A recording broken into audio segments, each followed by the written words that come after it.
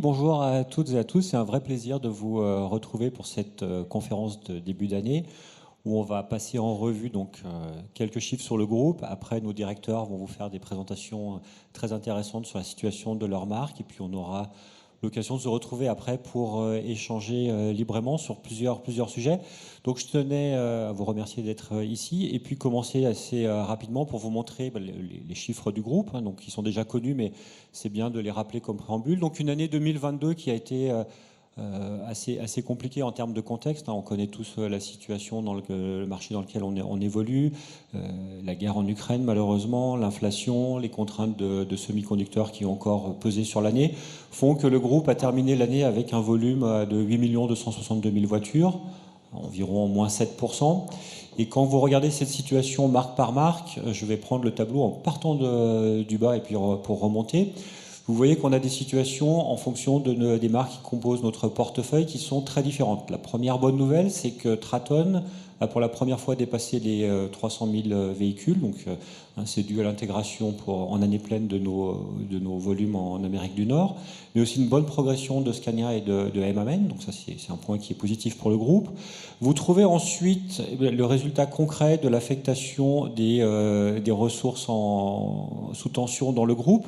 Donc vous allez trouver l'ensemble de nos marques luxe qui ont fait une très belle année. Donc si vous le regardez, Porsche est en progression, Bentley et Lamborghini sont aussi en progression, donc des marques qui continuent de croître et se développer avec d'excellentes rentabilités, mais aussi de volumétrie, un chiffre d'affaires qui progresse. Et donc le groupe a alloué ses ressources en priorité aux modèles les plus rentables.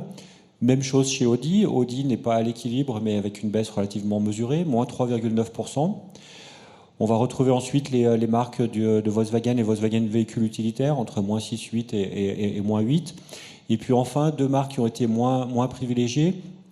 Skoda d'un côté, le moins 16,7%, il est essentiellement dû à nos opérations en Chine et puis en Europe de l'Est où on n'a pas les meilleures rentabilités.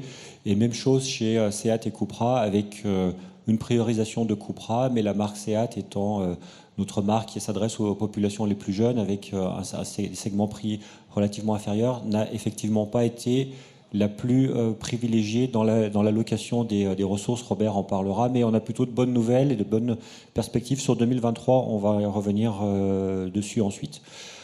Sur les évolutions en termes de zones géographiques, vous le voyez, pas de grandes surprises. On retrouve des situations aussi où on consolide nos volumétries à la fois en Europe de l'Ouest et puis en Chine, qui restent de très loin nos deux principaux marchés. Donc la Chine avec pratiquement 3,2 millions de véhicules.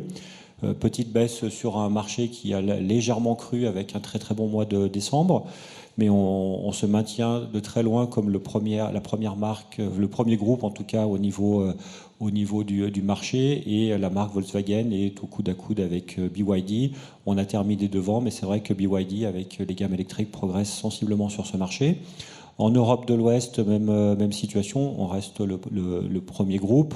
On baisse de moins 5,2, mais vous voyez qu'on a une assise qui est très très forte. Situation un peu plus contrastée sur les autres marchés. On progresse sur l'Asie-Pacifique, on régresse un peu plus en Amérique du Sud, et puis sur l'Europe de l'Est, là aussi pour des logiques d'allocation et de rentabilité. Donc voici en quelques mots la situation sur les volumes.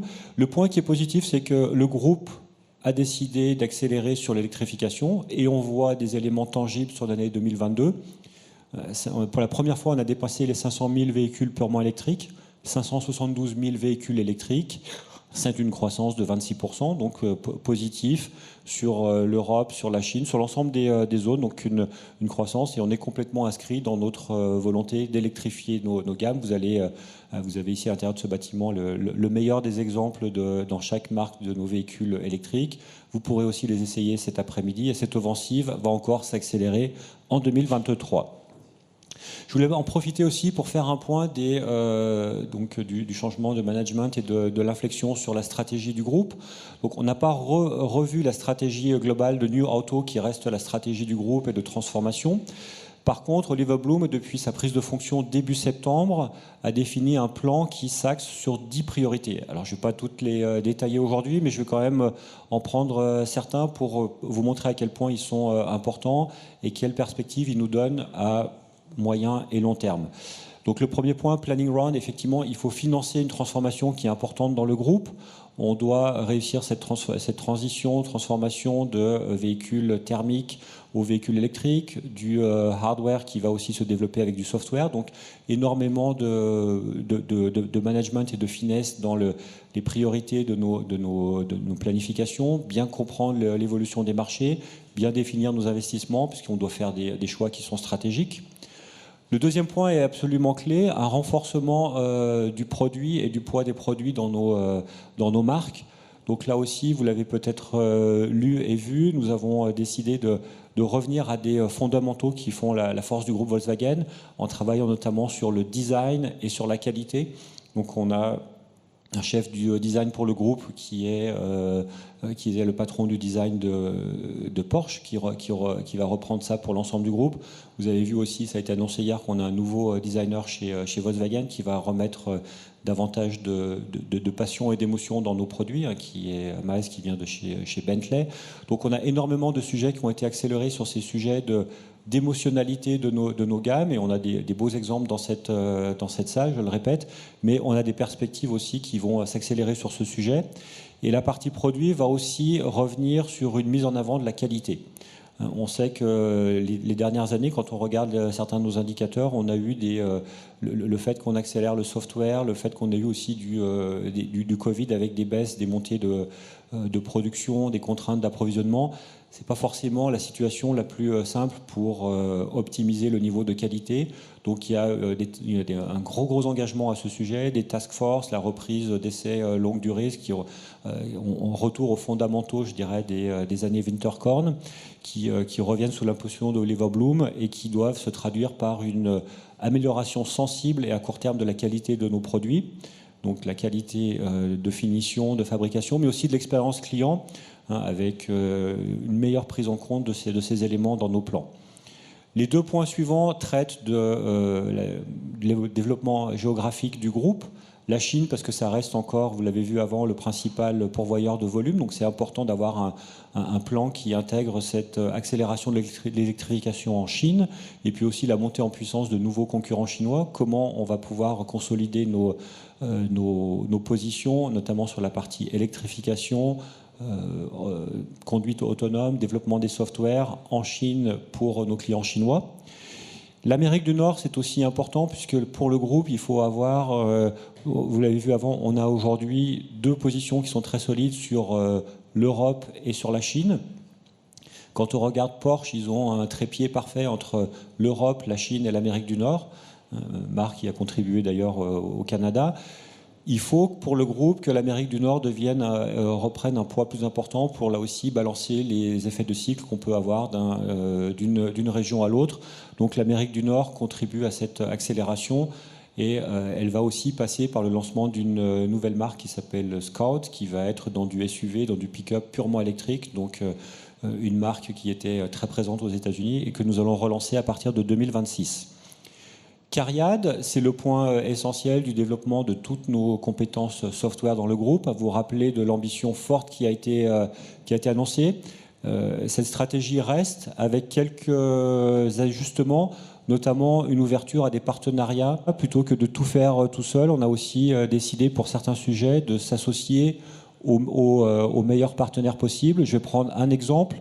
Sur la conduite autonome, nous allons fortement nous associer à Bosch pour la partie européenne et Amérique du Nord, et à Horizon Robotics pour la partie chinoise, pour justement s'adapter aux contraintes marché et mettre en place des partenariats avec des sociétés qui vont nous permettre d'accélérer ce développement. Le point 6, la stratégie donc, de plateforme et de nouvelles technologies a été revue. Donc la plateforme SSP est confirmée. Elle arrivera un peu plus tard que ce qui était annoncé encore en début d'année 2022, mais elle fait partie de notre plan de développement. On a des nouvelles plateformes qui vont arriver dans le groupe, sur lesquelles l'ensemble des marques et des produits vont converger. C'est important, et c'est aussi important pour accélérer l'électrification du groupe, qui va s'appuyer sur ce que nous appelons PowerCo, qui est donc l'entité qui va gérer la production des batteries, le développement de la recharge et puis enfin le recyclage de ces éléments. Donc on a posé la première pierre de notre usine de batteries à Salzgitter, qui faisait avant des moteurs thermiques, qui va maintenant produire des batteries électriques.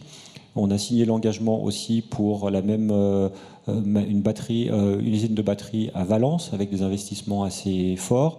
D'autres projets qui seront annoncés à court terme aussi. Donc là aussi, une grosse accélération sous cette unité. Le point 8, solutions de mobilité, on a énormément de projets, d'abonnements, d'offres à clients et on vous en parlera ultérieurement aussi parce que ça concerne la France. Le point majeur, c'est l'intégration de Europcar Mobility Group dans le giron de Volkswagen Group, notamment via notre banque. Et ça doit nous permettre aussi d'avoir des offres différentes, d'engager différemment les clients. Aujourd'hui, on a déjà beaucoup d'offres de leasing, de financement, mais sur des périodes qui vont de 24 à 48 mois. Cette brique supplémentaire va nous permettre de couvrir des besoins qui vont de la journée jusqu'à 18 mois. La responsabilité, je ne vais pas m'étendre sur ces sujets, ils sont évidents. Enfin, la valorisation boursière, bien évidemment, elle a concerné l'intégration de Porsche, l'IPO de Porsche, mais l'ensemble des autres marques du groupe vont passer via ce qu'on appelle un IPO virtuel pour se poser les questions de la valorisation de la marque, de ses assets, sans pour autant les introduire en bourse, mais c'est un exercice qui doit contribuer à donner de la valeur à l'ensemble du groupe Volkswagen. Donc voici en quelques mots le top 10 des priorités. Je pensais que c'était important qu'on échange sur ces sujets avant de nous recentrer sur la France. Donc en France, quelle situation avons-nous vécu sur l'année 2022 ? Eh bien, quand on regarde, on évolue sur un marché, vous le connaissez, qui n'est pas le marché le plus florissant. On a terminé en recul, moins 7,5. Vous avez déjà commenté suffisamment, donc on est revenu en arrière à des niveaux de marché qui nous ramènent à des décennies en arrière, avec 1 530 000 voitures. Sur ce marché, nous avons atteint une part de marché de 12,5%, donc on a perdu 0,5 points de part de marché. Et on a des situations qui sont contrastées entre nos marques et qui finalement correspondent un peu à l'évolution du groupe. Donc une situation chez Volkswagen qui est saine, solide, on a gagné 0,1 point. Audi qui a été perturbé par la mise à disposition de délais de véhicules, notamment sur PHEV et BEV, a perdu 0,2 points. Skoda a fait une année record, 1,9 points, vous en parlerez davantage ensuite. Chez Seat et Cupra au global, donc Seat a été largement impacté. Cupra continue sa belle progression, mais au global c'est un recul. Et enfin sur le véhicule utilitaire, très bonne année avec une augmentation de 0,7 points. Ce qui est important de retenir, c'est qu'on a eu une année qui a été assez inégale. On a été très très fortement perturbé par la situation en Ukraine. Vous vous rappelez qu'on avait beaucoup de sourcing de fournisseurs, donc on avait bien démarré l'année. On a eu un deuxième trimestre et un troisième trimestre compliqué, et on a terminé sur une très bonne dynamique. Vous le voyez, 13,3% de part de marché, avec notamment des bonnes et même d'excellentes performances chez Volkswagen et Audi. Ça, c'est positif. Au global, 30 000 véhicules électriques en PHEV et BEV livrés en France. Là aussi, c'est un record pour nous. Donc, on a une montée en puissance de nos véhicules électriques. On commence à peser sur ces volumétries. Et là aussi, on voit qu'on a un développement qui est positif. Début d'année qui avait été impacté par des contraintes de production, de semi-conducteurs. Et on voit qu'on est monté en puissance et on a atteint une part de marché sur le dernier trimestre qui est pratiquement la même que celle que nous avons au global. Donc on voit que même si on n'est pas présent dans les segments de prix les plus attractifs du marché français, le portefeuille que nous offrons, la qualité de nos produits, de nos offres, de l'augmentation de l'autonomie de nos véhicules nous permet de prendre des positions qui sont tout à fait significatives sur le marché français. L'autre point qui est positif, c'est que le marché commande, il est en baisse. Il est grosso modo en baisse de moins 7% sur l'ensemble du marché. Le point positif, c'est qu'il est sensiblement meilleur que le marché des livraisons. Le marché commande a terminé à 1 800 000 voitures. Donc on voit bien que finalement, l'ensemble des constructeurs prennent plus de commandes que ce qu'ils livrent. Donc on a quand même toujours une demande qui est beaucoup plus soutenue. Et sur ce marché commande, on voit que nous avons là aussi repris des couleurs. On avait démarré l'année de manière assez compliquée. Et trimestre après trimestre, nous avons accéléré pour là aussi faire un très bon dernier trimestre. Donc une bonne dérivée pour l'ensemble de nos marques et pour le groupe Volkswagen. Ça, c'est le point de marché. Si on regarde d'autres contextes, le contrat d'agence qui a fait couler pas mal d'encre sur l'année précédente. Le contrat d'agence, donc, c'est notre capacité à vendre directement au client final, toujours avec nos concessionnaires qui sont des intermédiaires, mais c'est nous qui vendons directement au client final. Donc le point qui est important de souligner, c'est que 100% de nos concessionnaires, de nos partenaires ont signé ce contrat. À notre connaissance, nous sommes le premier à l'avoir réalisé en France, mais aussi dans le monde pour le groupe Volkswagen. Donc on est plutôt en avance sur ce sujet. On a lancé deux marques, Cupra et Volkswagen Véhicules Utilitaires avec l'ID Buzz en 2022. Les autres marques viendront se rejoindre à ce dispositif courant 2023.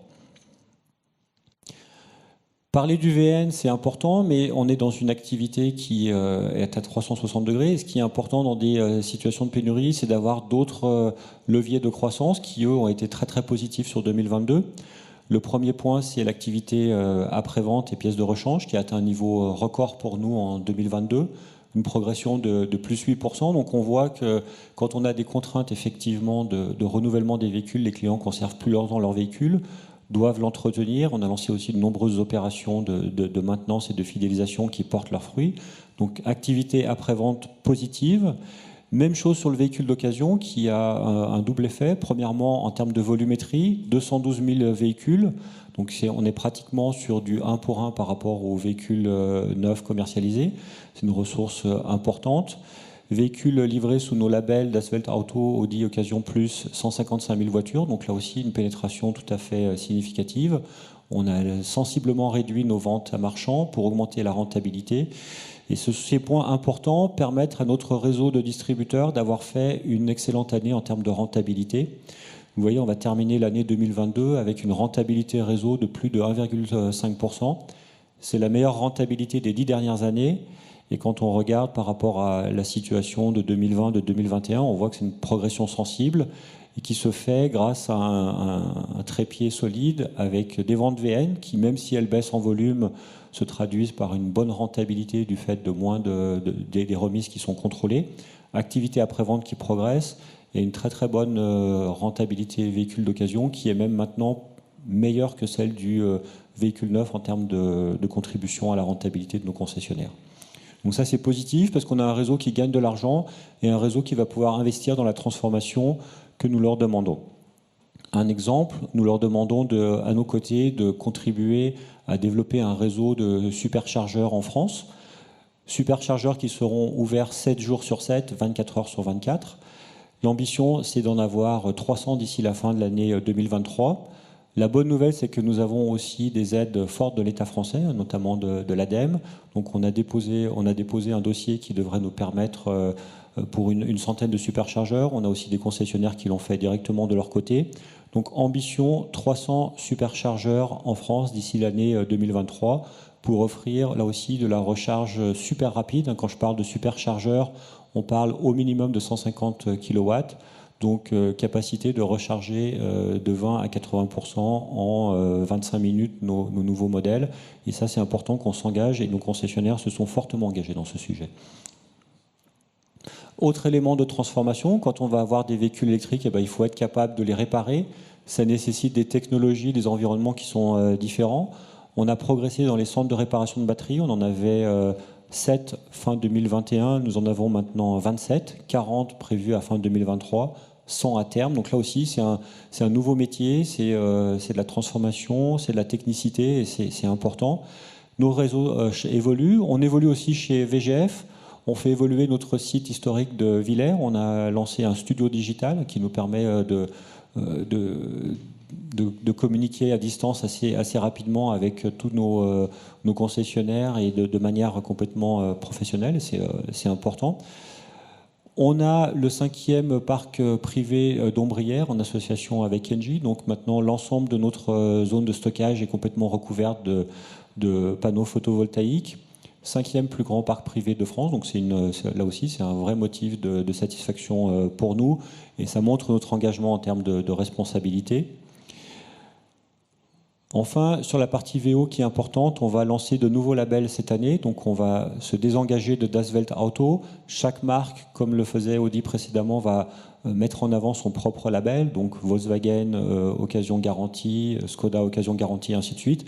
Parce qu'on considère que la puissance de la marque est important par rapport à un label dont la notoriété a fait, effectivement, après plus de 10 années, pas forcément décollé. Donc on va revenir sur ce sujet, et puis vous verrez à la fin de nos présentations, on a des promesses clients qui sont importantes à ce sujet.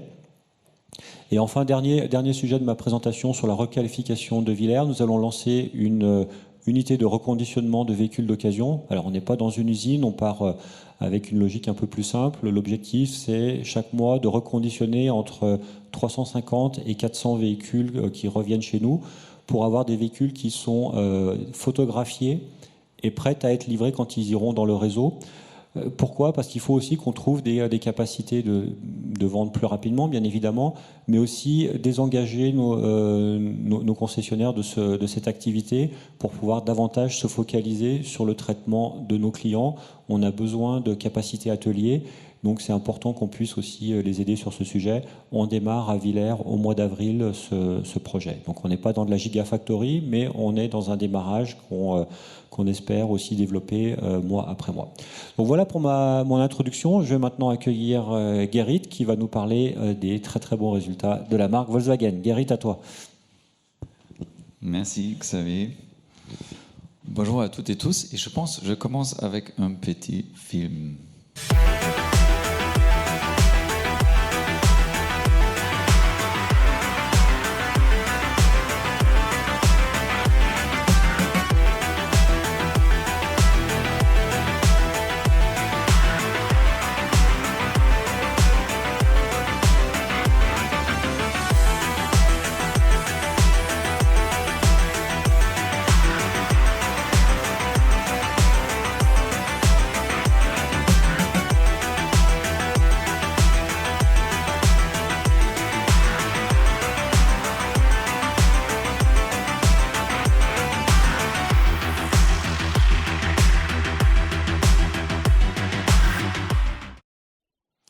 Bon, un petit film que nous avons créé pour nos équipes, aussi pour notre réseau, qui en fait résumait bien l'année 2022, une année challengeante, une année riche et une année sous le thème Accelerate 2022. Et je souhaite commencer avec quelques chiffres. En fait, Xavier Chardon l'a déjà mentionné, on a bien démarré l'année avec une pénétration à 6,6 points de pénétration sur le marché français. Et après, on a 2 trimestres assez difficiles parce qu'il manquait la production. On était impacté par les challenges des semi-conducteurs. Et à la fin de l'année, on a re-accéléré et c'était bien. On a fait une bonne pénétration à 7,1. En global, 6,4% de pénétration, une légère hausse. Et très important, c'était aussi visible sur le slide qui a été montré par Xavier, une forte accélération sur les voitures électriques. En fait, on a doublé chaque trimestre notre pénétration sur le marché. 2, 4, 6 et finalement 8,5 sur le dernier trimestre. Aussi là, notre challenge de manque de semi-conducteurs qui nous a impacté sur les voitures électriques fortement. La bonne nouvelle, le bilan global de 2022, c'est néanmoins une année forte parce que vous voyez notre portefeuille de commandes clients est fort, 41 000 commandes clients dans notre portefeuille, c'est une augmentation de 50% par rapport à l'année précédente.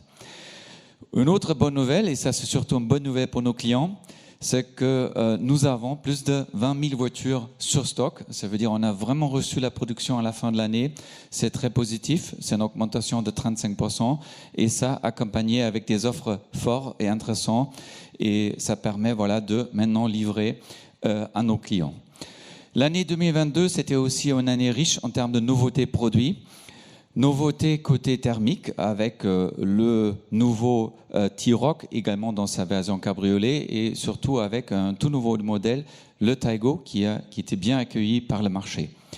Et la transformation, l'accélération de la transformation faisait également sur notre portefeuille des voitures électriques, très important, notre gamme ID qui s'est grandie avec notre SUV coupé, l'ID 5 qui est également disponible en version GTX et surtout un modèle iconique qui nous donne tous le sourire et que nous partageons ensemble avec la marque Volkswagen Utilitaire. Et Ghislain, tu reviendras plus en détail.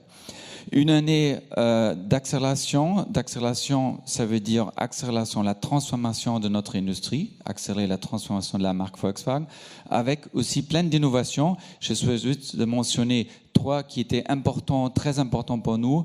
Des nouveaux services, par exemple comme notre offre forfait Volkswagen Flexibilité, qui permet aux clients de terminer son contrat à n'importe quel moment pour changer sur une autre voiture. Si sa situation familiale, par exemple, change, il peut retourner sa voiture et basculer sur une autre. On a travaillé sur nos points de vente. On a mis en place le New Brand Design dans tous les points de vente en France, un vrai changement au point de vente. Et on a fait beaucoup de travail sur la transformation de notre façon de vendre les voitures. Xavier parlait de modèle d'agent. Il y avait beaucoup de gens aussi dans la marque qui étaient engagés sur ce projet pour faire le lancement aussi pour la marque Volkswagen en 2023. Alors, Accelerate 2022, c'est quoi le thème pour 2023 pour la marque Volkswagen? C'est comme au niveau groupe, notre stratégie aussi au local ne change pas. On continue notre plan qu'on a mis en place. Vous vous rappelez peut-être 2021, on a mis sous le thème Restart. C'était après Covid. On a se refocalisé sur les fondamentaux de notre métier. C'est l'offre produit, c'est la qualité, rapport qualité-prix, l'image de marque et la notoriété de notre marque et notre partenariat avec le réseau. 2022, on a commencé à accélérer les projets de transformation et ces deux ensemble nous permettent maintenant d'arriver dans la 3e phase. C'est continuer exactement ces fondamentaux, continuer la transformation, mais prendre ce momentum pour faire les 7% sur le marché français, ce qu'on a mis sous le thème Drive, qui explique voilà, ce momentum que la marque a en ce moment. 2023, en quelques chiffres, Drive 7% du marché, 15% des mix sur les voitures 100% électriques et le 5e rang des classements des constructeurs. Et 2023 sera également une année extrêmement importante en termes de nouveautés produits. Nous attendons un modèle très important, stratégique. C'est la première berline sur la plateforme MEB. C'est notre ID.7 qui est déjà son, on va dire, vol première en version camouflée à Las Vegas. Une berline très élégant et sportif en même temps, et surtout un produit convaincant en termes de technologie, avec une autonomie autour de 700 km en WLTP. Et on voit aussi que le temps passe vite. Il y a déjà le facelift de l'ID3 qui arrive en été chez nos partenaires. Ça veut dire la gamme ID évolue, grandit. Et on n'oublie pas nos voitures thermiques, 2 facelifts importants pour cette année, le T-Cross sur le 2e semestre et aussi le nouveau Touareg. Et à côté de tout ça, surtout, je le disais, la transformation de notre industrie, de notre marque continue, avec des projets importants, ou aussi juste quelques exemples, le lancement de modèle agent, je l'ai mentionné, qui nous permettra aussi de commencer à vendre des voitures en ligne, et surtout la digitalisation et des nouveaux formats au point de vente, et aussi des initiatives côté marketing pour avoir un autre dialogue et parcours avec nos clients. Je souhaite juste mettre un focus sur 2 projets en très vite. Le premier, c'est un point qui est important, c'est la digitalisation de nos points de vente. Vous savez, le monde a changé. Aujourd'hui, nos clients ils passent beaucoup de temps sur l'Internet pour se renseigner, mais finalement, presque 100% arrivent encore au point de vente pour faire l'achat.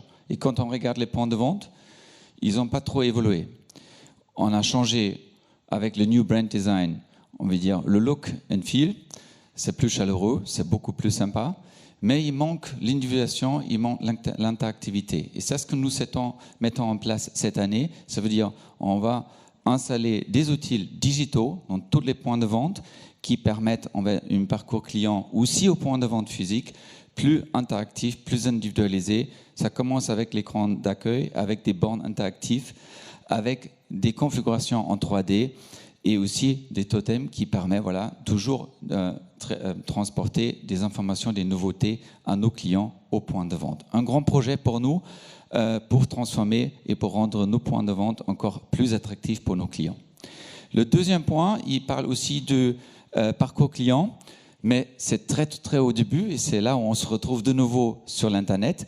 En fait, on a aujourd'hui presque sur tous les clients le fait que le parcours client, il commence sur l'Internet, le client se renseigne sur l'Internet. Et vous savez que nous avons une marque qui a beaucoup de fans, qui a beaucoup de passionnés, et aujourd'hui on souhaite capitaliser sur ce projet parce que nous avons des clients qui ont une grande fierté de partager leur expérience avec leur voiture, et c'est exactement ce qu'on va faire. On a lancé ce projet le 18 janvier, c'est déjà live, ça veut dire on a des clients qui roulent en voiture électrique, on a dit, qui sont là pour renseigner des prospects qui cherchent une opinion neutre de quelqu'un qui roule déjà en voiture électrique de la marque Volkswagen. Et on a une retour, le process en fait il est très simple, c'est sur le site web, vous trouvez des formulaires, le client peut s'y aller directement chez le partenaire ou il peut demander un rendez-vous digital ou un rendez-vous présentiel pour faire un essai de sa voiture. Et ça veut dire on profite du fait qu'on a beaucoup d'ambassadeurs dans notre marque qui ont le plaisir de parler de ces produits. Et le succès est assez impressionnant. On a eu dans 2 semaines, on a eu plus de 150 personnes, clients Volkswagen, utilisateurs de l'ID3, qui ont dit bon, moi je veux le faire, je veux rejoindre cette club et je veux renseigner d'autres. C'est un projet qui a commencé et nous sommes très passionnés. Voilà, vous voyez une année 2023 avec des innovations, avec du travail sur la transformation et surtout de la nouveauté produit. Ça veut dire tout est là pour faire notre thématique Drive 7. Et avec ça, j'ai clôturé et je demande mon collègue Ghislain Lafitte pour me joindre pour parler de la marque Volkswagen UTTA. Merci. Merci Guérit. Alors pour commencer également un petit film.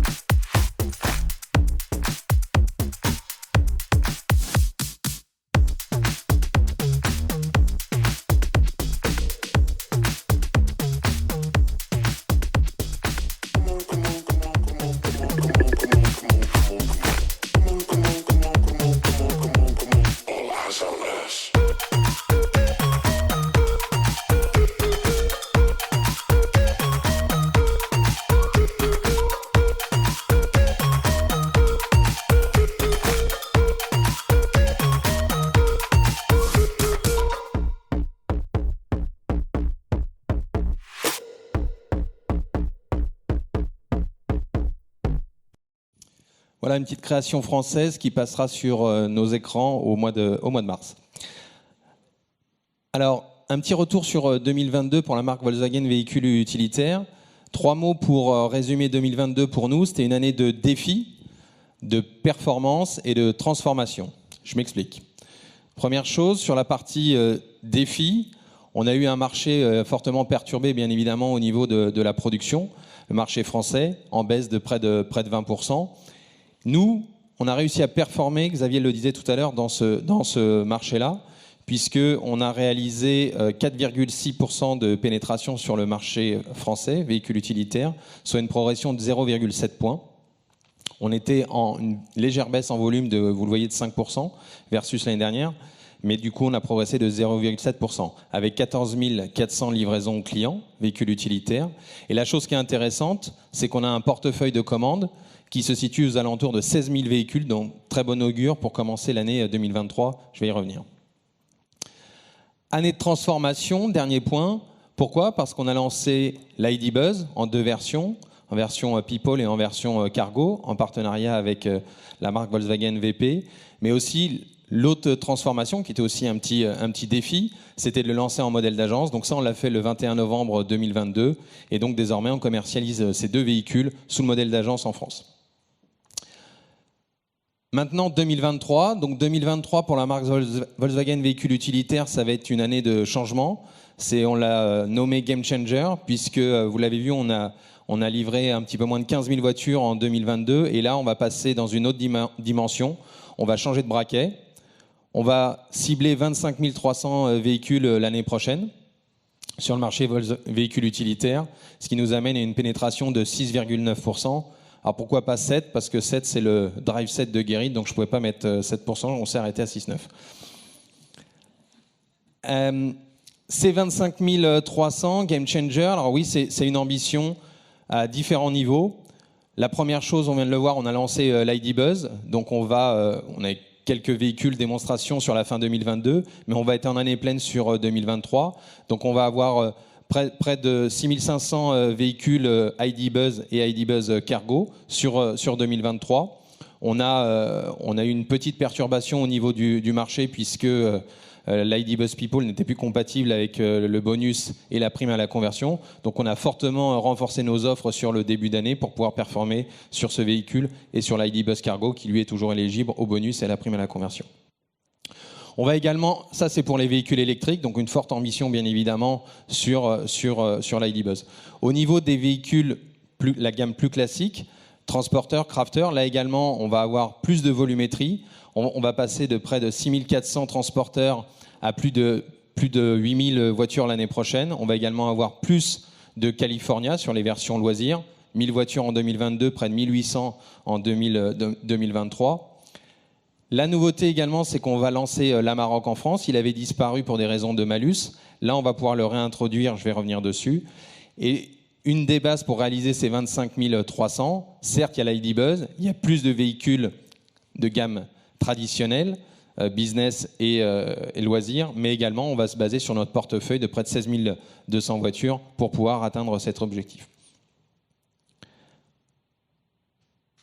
L'Amarok, je le disais, donc on va le lancer sur le dernier trimestre 2023. On va pouvoir le lancer en France parce qu'on va avoir une version 4 places qui permettra d'éviter le malus. On aura 2 motorisations diesel, 3 finitions, et donc on va pouvoir offrir cette voiture-là, où on a eu de très belles performances en France, près de 1600 voitures. Donc là, on va commencer sur le dernier trimestre avec quelques centaines d'unités pour après être en pleine vie sur 2024.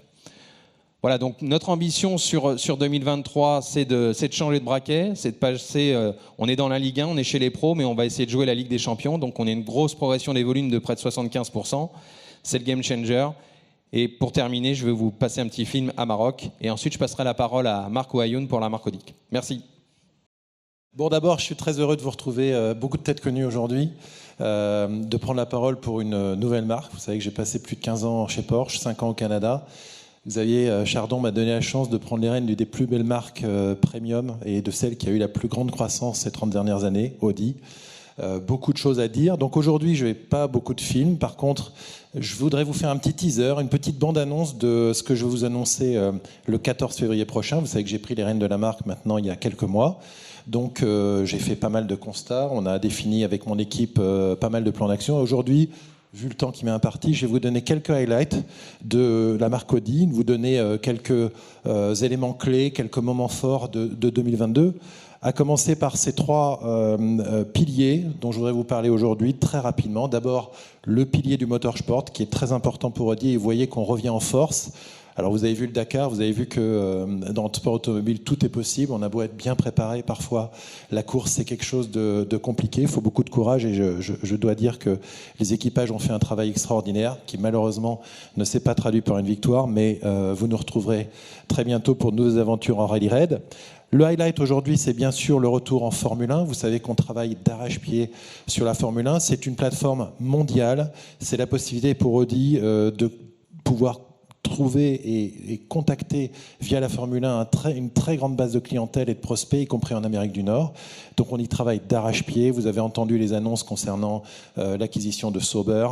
C'est un domaine qui nous passionne et vous verrez que le 14 février, quand on va se retrouver, j'aurai la chance d'avoir la maquette qui évoque la future Audi qui va démarrer en 2026 avec un règlement qui nous va bien, sur lequel on a également travaillé, un règlement qui fait la part belle aux nouveaux carburants et à la sustainability, à la durabilité qui nous semble essentielle pour s'engager dans le sport automobile.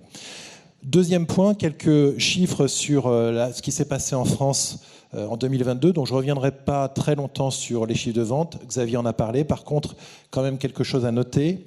D'une part, on a doublé nos immatriculations en véhicules électriques, donc un grand succès du Q4 sur le marché français, et également du e-tron GT, qui est une voiture que vous voyez derrière moi, qui est absolument fantastique, qui est la berline la plus vendue dans le segment C sur le marché électrique, donc le e-tron GT, et sa version RS qui vient alimenter également les grands succès qu'on a sur la gamme RS en France.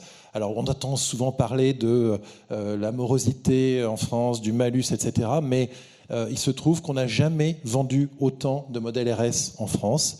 Bien sûr, beaucoup de modèles thermiques très émotionnels qui existent encore aujourd'hui et dont on profite aujourd'hui, comme la RS6, la RS4, le RSQ3. Vous avez vu beaucoup d'actualités qui a été présentée récemment sur les gammes RS, mais également à noter la proportion de vente de la e-tron GT en modèle RS, c'est 40% de notre mix. Donc vous voyez que la sportivité, la performance a aussi un avenir en électrique, et ça c'est important de le noter.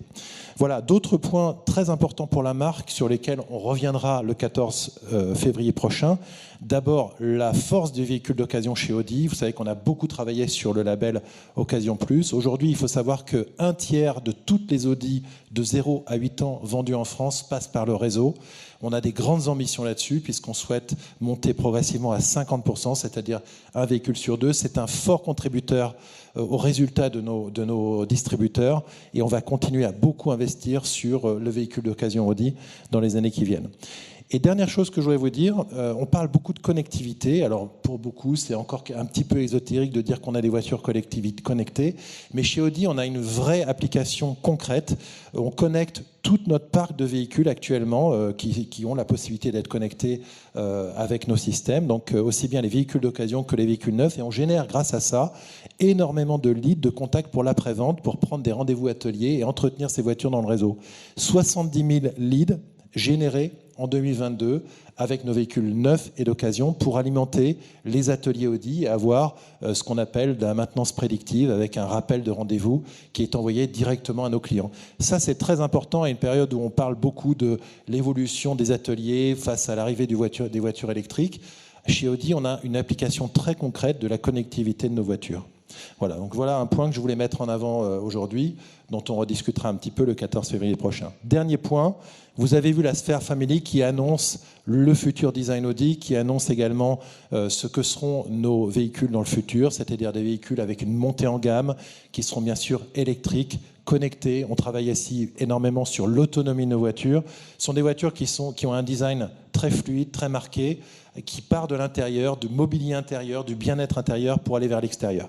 Voilà, il y a 3 modèles que vous connaissez déjà. Le 4e, ActiveSphere Concept, sera présenté demain. Donc soyez attentifs, vous aurez beaucoup de réseaux sociaux sur l'ActiveSphere demain et également un live en fin de journée. Voilà, alors qu'est-ce que j'ai fait pendant ces premiers mois à la tête de la marque ? J'ai beaucoup écouté. J'ai beaucoup été à la rencontre du réseau, à la rencontre des hommes et des femmes qui font la marque en France. J'ai rencontré beaucoup d'engagement, de passion autour de la marque.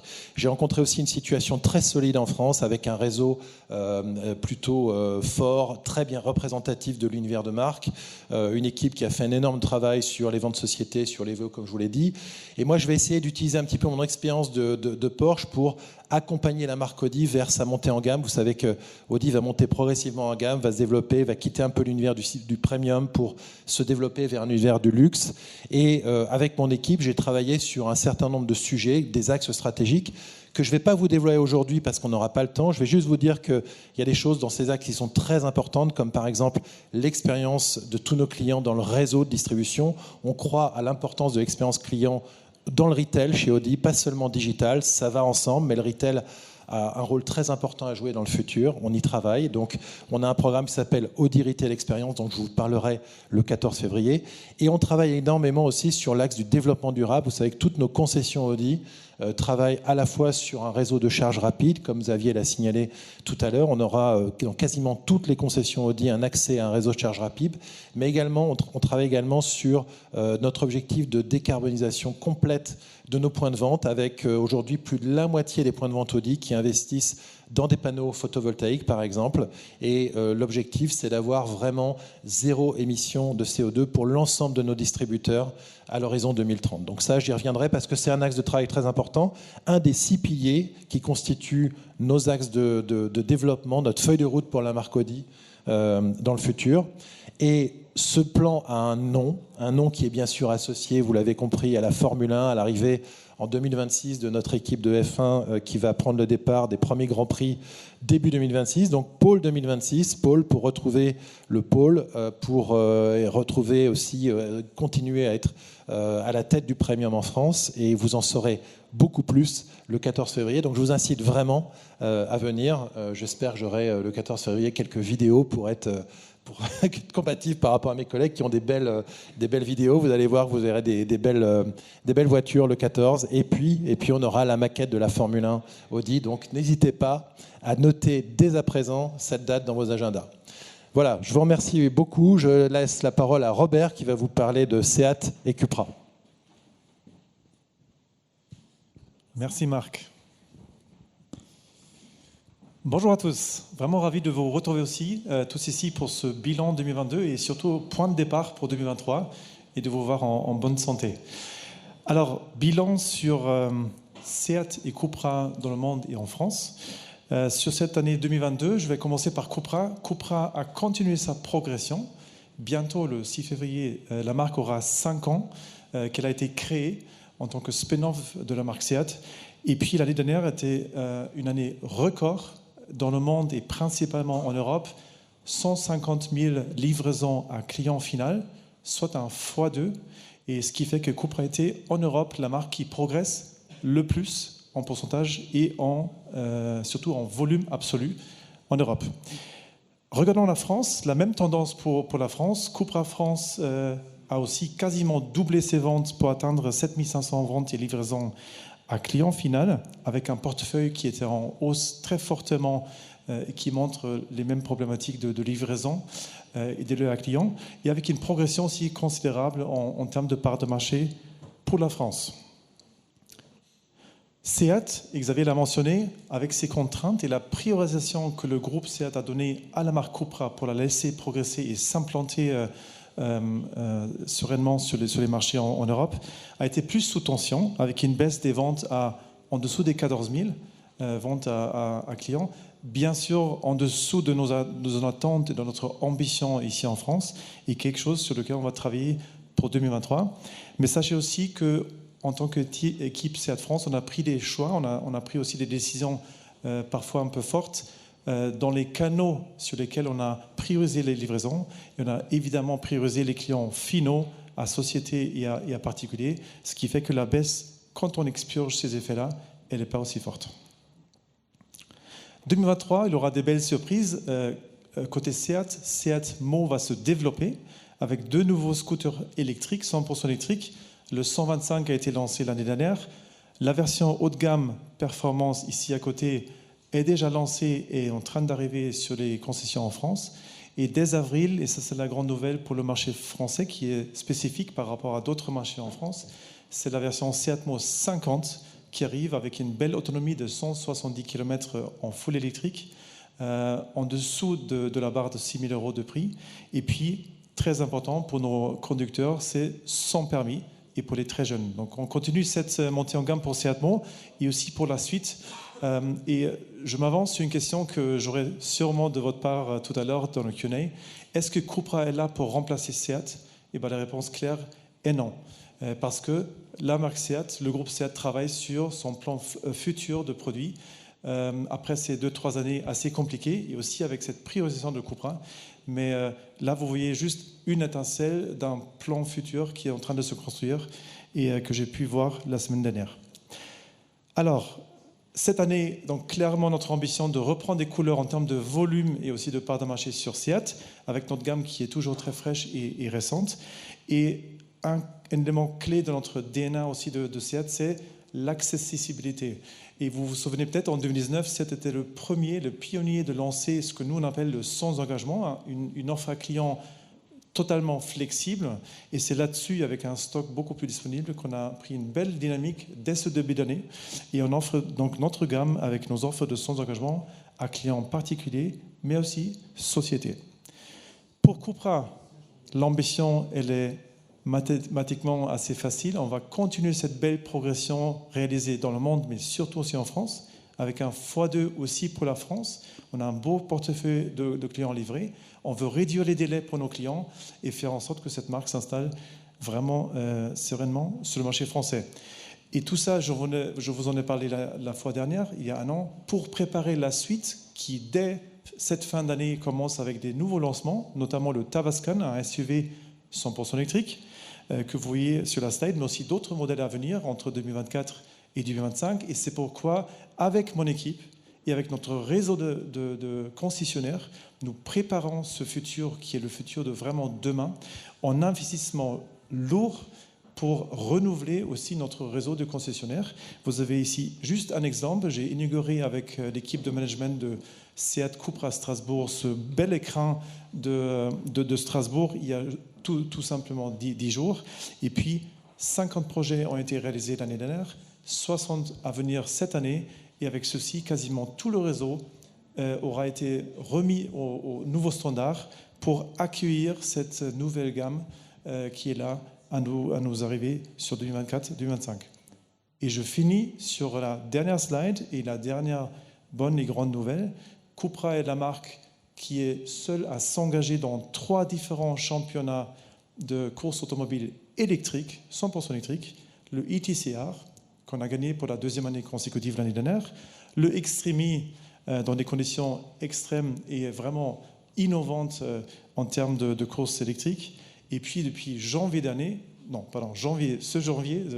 mois-ci, la première course au Mexique a eu lieu pour la nouvelle saison de Formule E, et Cupra en fait partie maintenant aujourd'hui aussi. Donc 3 belles courses à suivre qui préparent donc cette marque pour le futur course automobile électrique. Voilà, et je finis avec un petit film et je passe après la parole à Dorothée pour la marque Skoda. Merci à vous tous et à tout de suite.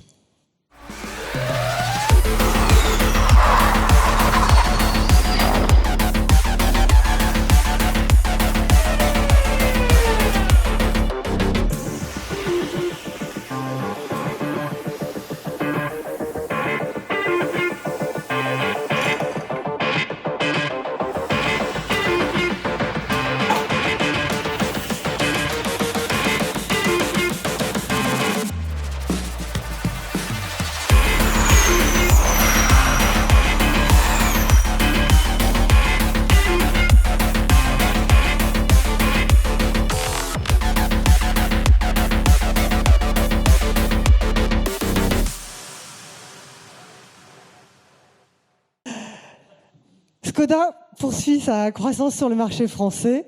Xavier l'a dit, 1,9% de part de marché en 2022. C'est un record et c'est la 8e année consécutive de croissance. C'est à souligner dans un contexte qui n'a pas été facile pour nous, je dois le dire, mais on s'est bien battu, on a été agile et on est parvenu à ces 1,9%. Yes.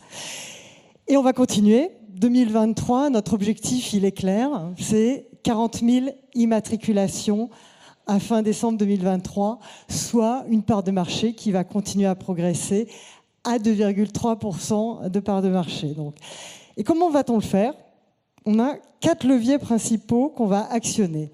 Le premier, et qui est non des moindres, c'est le réseau.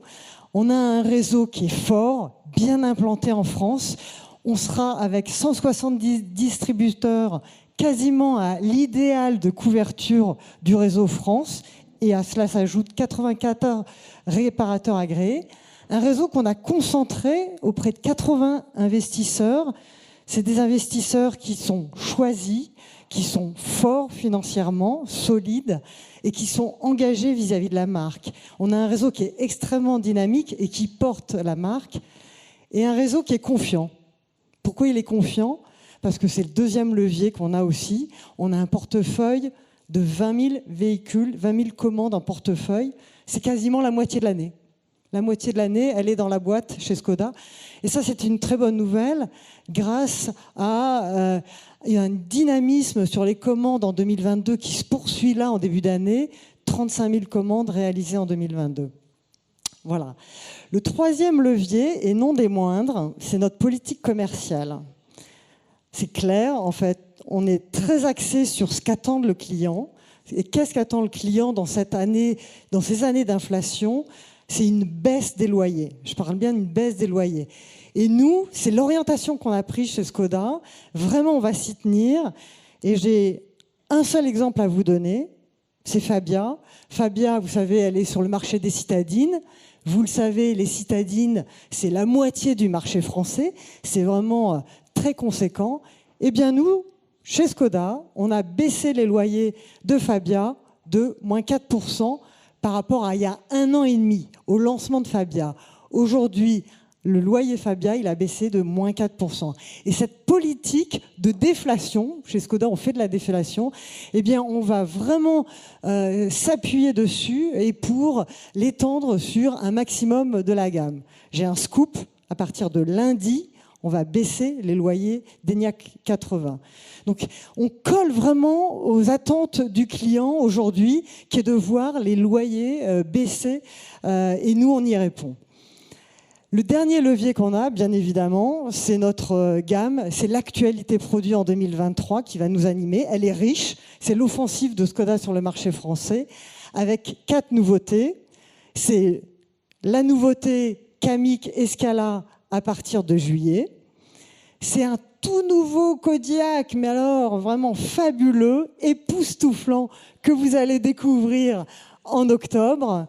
Et idem, la superbe, qui est la plus belle berline, en toute objectivité, la plus belle berline du marché. Vous le dire, vous êtes d'accord? Ouais, merci. Donc voilà l'actualité produit en synthèse. Et puis je vais terminer sur 2 chiffres concernant Škoda. Škoda accélère dans, bien sûr, les véhicules électriques, l'électromobilité, avec un investissement massif de 4,3 milliards et surtout, on accélère sur le lancement de véhicules électriques sur le marché puisque nous aurons 3 nouveaux modèles qui vont arriver d'ici 2026. 3 nouveaux modèles d'ici 2026. C'est fabuleux. Donc voilà, je le répète, Škoda poursuit son ancrage sur le marché français, robuste, régulier et pérenne. Merci de votre attention. Et je laisse la parole à Xavier qui va conclure. Merci Dorothée. Vous avez vu que Dorothée n'a pas besoin de film pour nous faire rêver. Donc, bon, elle a maintenant 4 collègues qui vont s'expliquer avec elle sur savoir qui a la plus belle berline et le plus beau SUV, parce qu'il y en a d'autres qui... Bon, Ghislain, t'es un peu à part, mais effectivement, on est tous confiants. Je vais accélérer rapidement sur les perspectives 2023 pour terminer, et puis qu'on ait le temps de déjeuner et d'échanger. Vous l'avez vu, la bonne nouvelle, c'est que nous démarrons l'année avec des portefeuilles qui sont gonflés. Donc on est gonflé à bloc et comme l'est notre portefeuille, plus de 110 000 véhicules en portefeuille client pour toutes nos gammes. Donc c'est une base de départ qui est solide. Et c'est pour ça que nous croyons dans une croissance du marché français. Alors on est peut-être à contre-courant dans nos ambitions, mais on a la volonté de livrer et de continuer à prendre des commandes. L'offensive produit, on ne va pas revenir dessus, vous l'avez vu, la plus belle berline chez Škoda, d'autres nouveautés et la plus belle berline allemande chez Guerit et chez Marc et ainsi de suite. Donc on a une offensive produit qui est très très positive sur 2023.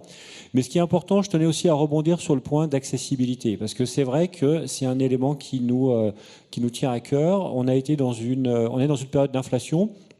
Donc il faut qu'on traite ce sujet de manière particulièrement sérieuse et avec beaucoup d'attention.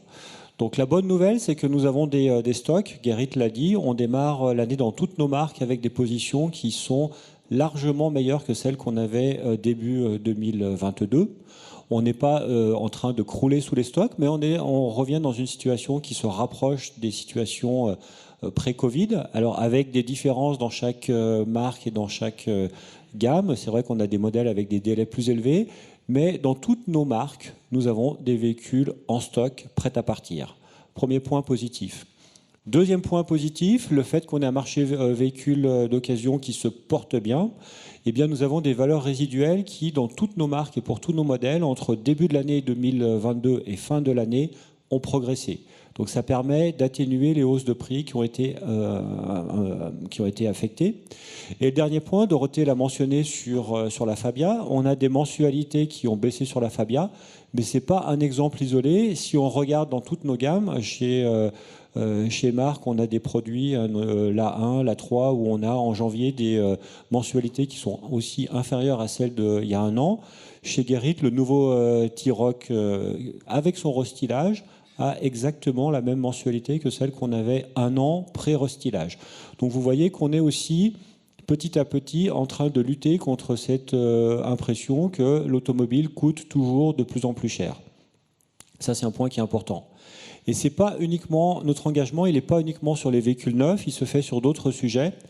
Toutes nos marques continuent à accélérer sur la mise en place de contrats de maintenance après-vente, parce que l'après-vente, c'est aussi important.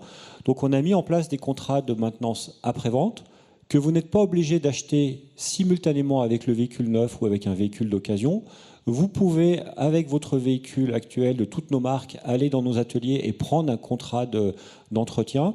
Ça démarre à partir de 9 € par mois, en fonction des véhicules, en fonction des typologies d'entretien que vous aurez, mais à partir de 9 € par mois. Là aussi, c'est redonner du pouvoir d'achat à nos clients. Enfin, j'avais dit qu'on allait aussi lancer de nouvelles offensives sur le véhicule d'occasion. C'est pour ça que nos véhicules d'occasion labellisés seront garantis 5 ans. Et là aussi, c'est redonner de la valeur à nos véhicules d'occasion. On s'engage pour nos clients et on s'engage avec des valeurs qui sont très très fortes. 5 ans de garantie avec nos nouveaux labels. C'est pas sur 2023, mais l'électrification nécessite aussi qu'on travaille davantage sur l'accessibilité. C'est pour ça que le groupe, avec son dispositif en Espagne, nouvelle usine de batterie, transformation de nos usines, nouvelle plateforme électrique, va avoir en 2025 des véhicules électriques à moins de 25 000 € hors incitation fiscale. Ça aussi, c'est une manière de faciliter le passage aux véhicules électriques avec une meilleure accessibilité et sans être dépendant des aides de l'État. Enfin, le dernier point, moi j'ai un vœu à faire, on est encore en phase de vœux, alors c'est plus Noël, mais on se souhaite des vœux. Moi, j'aimerais que vous nous aidiez à contribuer à parler positivement de l'automobile. On sait qu'on est tous dans cette salle réunis par une passion, par cet intérêt. Moi, je trouve trop souvent qu'on continue à parler de l'automobile comme étant destructrice d'emplois, comme étant sans aucun avenir. Il faut vraiment qu'on fasse attention à ne pas se tirer une balle dans le pied. Moi, je suis très très surpris de voir les derniers jours qu'on a eu énormément d'annonces sur Amazon qui licencie, Google qui licencie du jour au lendemain. Ne parlons pas de Twitter et ainsi de suite. Mais ça empêche personne de se dire ah bah tiens, la digitalisation a toujours de l'avenir, alors qu'ils licencient de manière très très massive. Dans l'automobile, on a l'impression qu'on n'a plus d'avenir, ce qui est absolument faux. Donc aujourd'hui, je répète des chiffres qu'on avait déjà annoncés il y a un an. Nous sommes dans le groupe Volkswagen à la recherche de 1000 personnes. Nous avons Volkswagen et ses réseaux. Nous recherchons en ce moment 1000 personnes, 70% à la prévente. On a beaucoup de besoins à la prévente, de techniciens qualifiés, de mécaniciens, de réceptionnaires, mais aussi dans tous les métiers de la vente. Chez nous aussi, nous avons des recherches en termes de digitalisation, bien évidemment. Nous avons à ce jour 1500 annonces en ligne. On a recruté 600 collaborateurs l'an dernier, donc c'est positif. On a décidé d'investir ensemble avec nos réseaux. On a eu beaucoup de vues, on a été plutôt proactifs sur ce sujet, mais on a toujours de la fluctuation, on a des personnes qui partent en retraite, on a des personnes qui changent de projet. Donc même si on a embauché, nous avons toujours besoin de personnes. Donc n'hésitez pas à relayer ce message, il est important pour nous. L'automobile, en tout cas chez VGF, nous cherchons des personnes, nous sommes dans une volonté d'expansion. Nous avons investi, nous allons aussi, moi j'ai un film aussi, donc nous allons terminer avec un petit film pour vous montrer que là aussi l'automobile est intéressante. Donc nous cherchons des personnes qualifiées, des experts et ne prenez pas exemple sur ce que vous allez voir. Voilà. Je vous remercie et nous vous tenons à vos dispositions pour questions-réponses. Un point de contrôle important, la vérification de l'alternateur. Ça alterne bien, hein ?